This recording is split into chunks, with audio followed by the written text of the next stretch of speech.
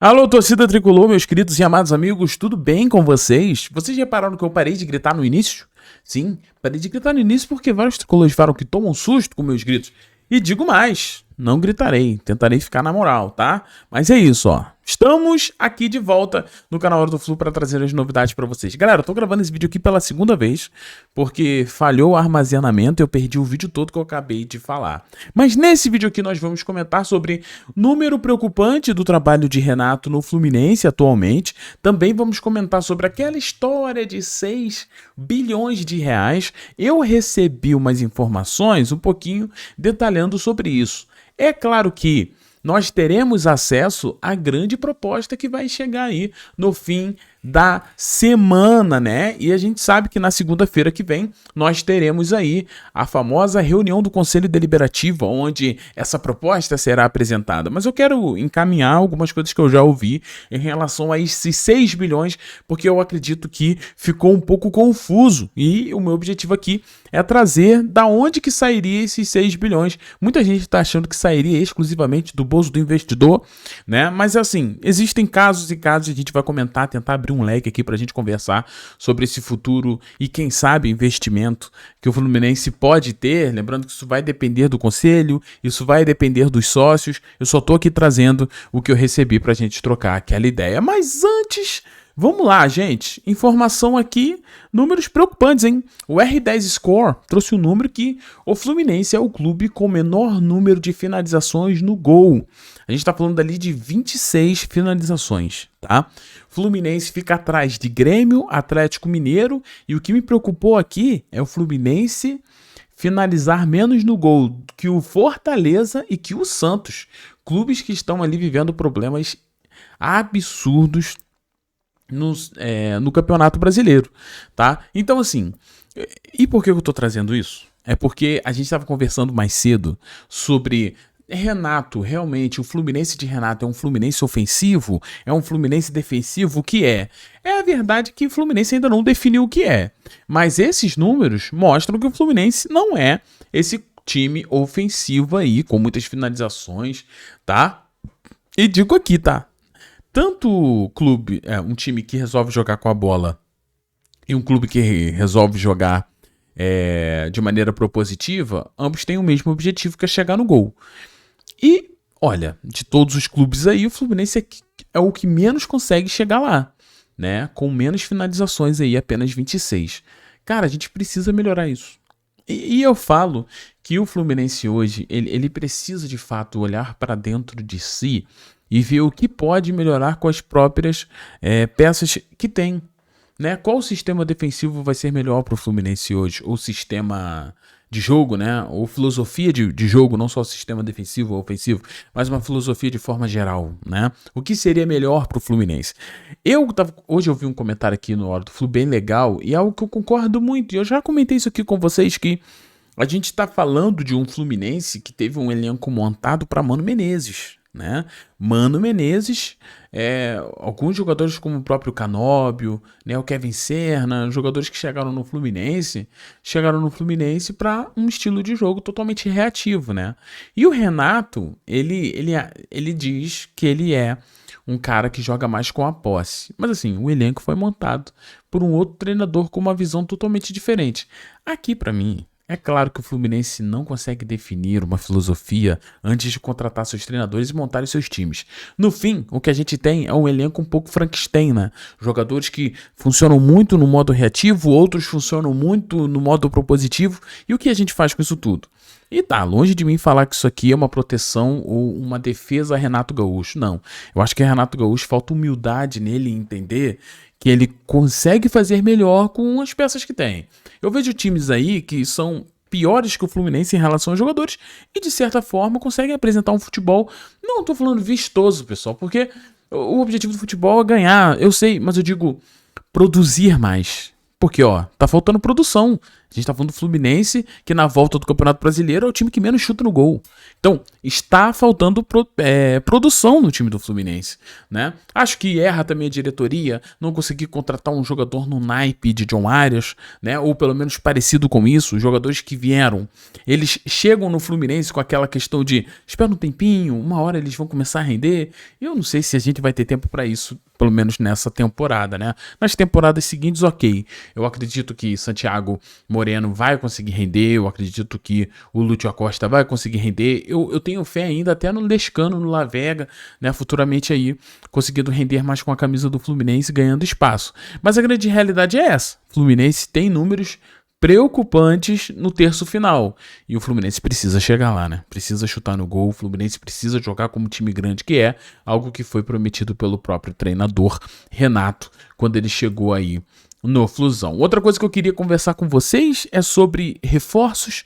Eu vejo que muita gente ainda tem uma esperança de chegar jogadores, né? Eu tava conversando com o pessoal hoje, até lá na academia, muita gente conversando comigo, Tiagão, tem certeza que não vai vir ninguém? Eu falei, cara, eu não tô sabendo de nada, de conversa nenhuma do Fluminense ali. Aí eu virei e falei assim, cara, assim, e também não dá mais tempo, né? A gente tá falando, galera, de uma janela que fecha amanhã. E outra, o próprio presidente, né, no jogo contra o Bahia, ele deu uma entrevista ao Sport TV, ali ele deixou claro que o Fluminense tinha encerrado ali o mercado. O GE trouxe que, caso aconteça algo extraordinário, né, uma super oportunidade de mercado, o Fluminense pode se movimentar sim, né? Eu até acho que isso é válido, né, para um time do tamanho do Fluminense. Eu acho que dizer que tá parado ou fechado, isso não faz sentido nenhum. Mas, sinceramente, de hoje para amanhã, dificilmente o Fluminense vai entrar nessa briga aí pelo Marcos Leonardo ou Roger Guedes, né, que o Al Rayyan, que é o clube do Catar, falou que para liberar Roger Guedes seria na casa ali dos 15 milhões de euros. Então, assim, eu não acredito no Fluminense se movimentando para nenhum desses nomes que a galera fala bastante aí nas redes sociais. Eu acredito que a gente tem que começar a aceitar o elenco que a gente já tem e tentar, dentro desse elenco, descobrir as soluções. E, para mim, muitas soluções estão em Xerém. E eu espero que o Renato pense um pouquinho nos nossos moleques, né? Que eles precisam ali ganhar um pouquinho de espaço, pelo menos essa é a minha visão.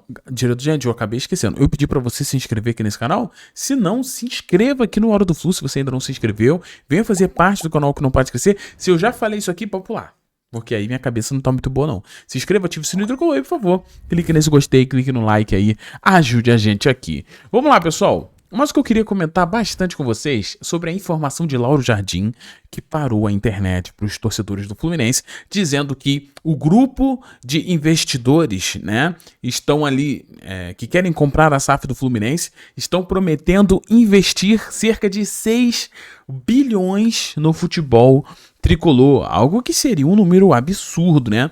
Ainda mais pensando no Fluminense com as dívidas quitadas, né? Com esse grupo assumindo a dívida do Fluminense. Então o Fluminense realmente poderia pegar todo esse valor e investir pura e unicamente no futebol. Vamos lá, o que eu queria falar? O que eu ouvi sobre isso aqui, eu estava até conversando com o meu querido Capuano do Central Fluminense, um abraço, um beijo para ele e para a galera do Central. Já tinha recebido algumas coisas em relação a isso, e é bom a gente tomar um pouco de cuidado em relação a esses números. É claro que nós, como eu disse, no fim da semana vai chegar a bendita proposta. Ali a gente vai esmiuçar tudo, meu amigo. Eu vou ficar aqui fazendo vídeo de 40 minutos, a gente lendo ponto por ponto, pensando nas coisas. Parte 1, nem que tenha que fazer um vídeo parte 1, nem que tenha que fazer um vídeo parte 2, nem que tenha um vídeo parte 3, mas é um momento muito importante para o Fluminense, a gente precisa ter essa calma, essa tranquilidade. Mas sobre esses 6 bilhões aqui, não necessariamente foi o que eu vi. Quer dizer que esses 6 bilhões vão ser investimentos direto desse grupo para a Fluminense, tá? O que eu quero dizer com isso? Existe, né, a chance, e para mim a mais provável, é que o Fluminense, né, com as suas vendas, vou dar outro exemplo, com as quantias que ganha ao conquistar os campeonatos, né, premiações, esse valor ser reinvestido no próprio Fluminense e pode totalizar esse número de 6 bilhões. Sem falar que não se tem ainda a data ou em relação a quantos anos vão ser para chegar nesse valor de 6 bilhões. Se for 15 anos, não faz muita cosquinha, né? Teria que ser num período menor. Mas assim, não acho, aí aqui é minha opinião, e pelo que eu ouvi também, não acho que vai existir no contrato essa questão, nós vamos investir 6 bilhões em tantos anos, com aportes pré-definidos, né? Isso seria interessante, porque não tem como saber quem você vai vender da base, não tem como saber quanto de premiação você vai ganhar no ano, né? Você pode ganhar muito, pode ganhar pouco, pode ganhar nada em premiação.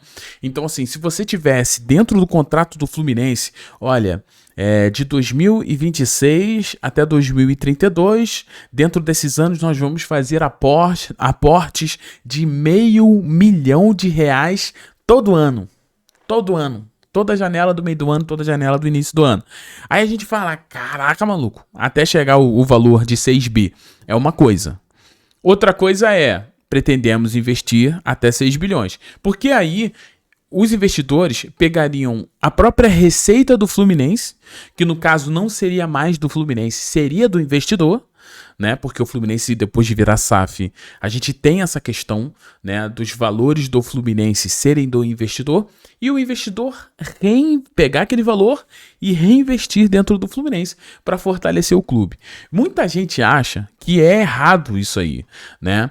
Pegar o dinheiro do Fluminense para investir no próprio Fluminense. Bom, galera, mas na teoria não é isso que acontece. Sabe por quê?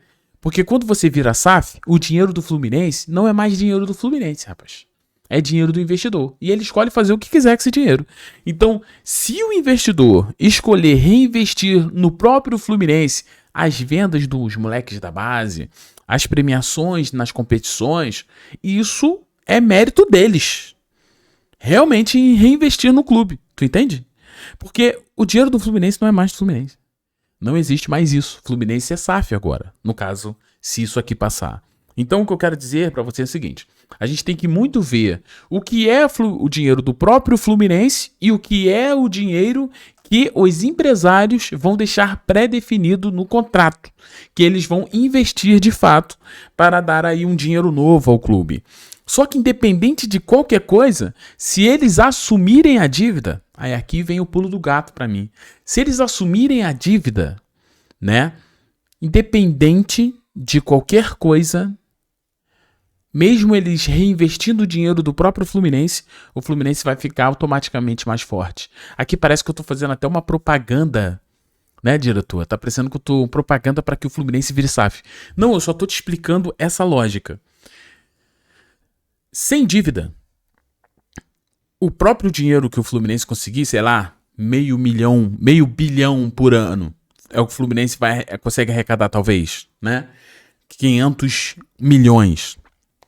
Se o Fluminense conseguir arrecadar 500 milhões por ano e esse valor ser reinvestido no próprio Fluminense, sem o Fluminense ter dívida, acabou. Entende? Aí esses R$500 bilhão, eles vêm pro Fluminense, literalmente para comprar jogador, reinvestir na base, reinvestir no CT Carlos Castilho. Tu entende o que eu quero dizer? Porque não vai ter a parte que você tem que pagar as dívidas. Tá? Hoje, atualmente, o que acontece no Fluminense é isso. O Fluminense já tem um RCE, né? Então o Fluminense todo mês paga para o RCE cerca de R$6 milhões e esse valor ele entrega lá e o juízo da causa vai e distribui para aqueles credores, né? E no caso do Fluminense, com a SAF assumindo a dívida, mesmo esse valor reinvestido, que pode chegar a 6 bilhões, ou até mais, ou até menos, esse dinheiro é literalmente um dinheiro que nós vamos ver sendo aplicado na prática pelo Fluminense. Não aconteceu o que acontece hoje. O Fluminense ganhou uma boa grana no Mundial de Clubes, mas essa grana já está dividido entre jogadores que o Fluminense já contratou, questões que o Fluminense precisa pagar, e tu entende? No caso, por isso que eu digo, a gente precisa esperar, mas a gente tem que pensar sempre em vai assumir a dívida ou não vai assumir a dívida? Lembra que eu falo pra vocês? Independente de quanto eles vão investir no Fluminense. Independente. Vai investir tanto, não sei o que lá. A gente tem que ver como que vai ser a dívida. Como que vai ser esse pagamento da dívida. Porque o que mais quebra o Fluminense é a dívida. É a dívida. Então se a gente falar que, não, eles vão assumir a dívida, ou vão pagar a dívida até 2035, ou o dinheiro vai ser para pagar a dívida, ou eles vão dar um dinheiro só para investimento e a dívida é com eles. Não entra na conta da compra da SAF. Por isso que precisamos esperar o contrato chegar. Mas só para deixar claro, a dívida é o mais importante. E sobre os 6 bilhões, espero que tenha ficado claro que esse valor pode vir de várias maneiras e a gente precisa ficar, ligadinho nisso aí. Mas no mais, se as coisas forem feitas de forma bem direitinho, eu acho que fica bom para todo mundo, tá? Fica bom para os investidores, ficaria bom para o Fluminense. E quando eu falo de SAF, eu não necessariamente estou falando dessa SAF aqui. Estou falando qualquer SAF nesses moldes, por exemplo. Né? Acho que não muda muito. Mas assim, ainda mais se for uma SAF que não necessariamente eles querem tirar o dinheiro do Fluminense e querem reinvestir, é sempre melhor pra gente, né?